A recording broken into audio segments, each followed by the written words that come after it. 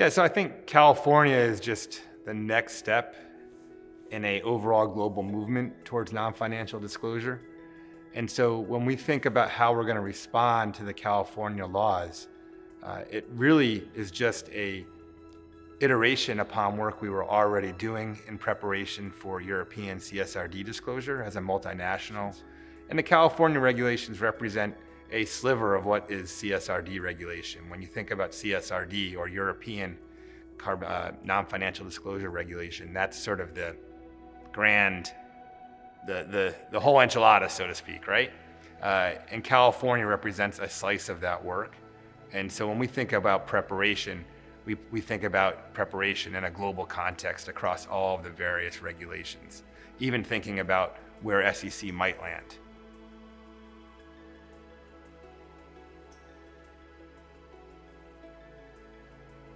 Well, I mean, like us, we're not as far along as we'd like to be.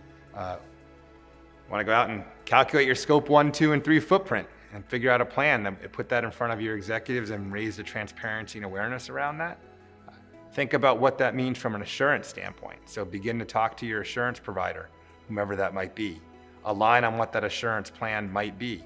Is it the assurance provider you use for audit for your 10K?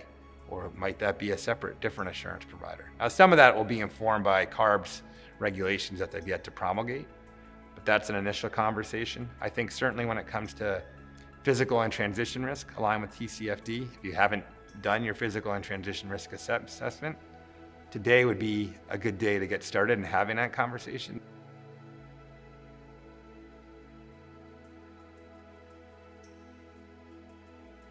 Well, Schneider is a critical partner for us when it comes to scope 1 and 2 emissions.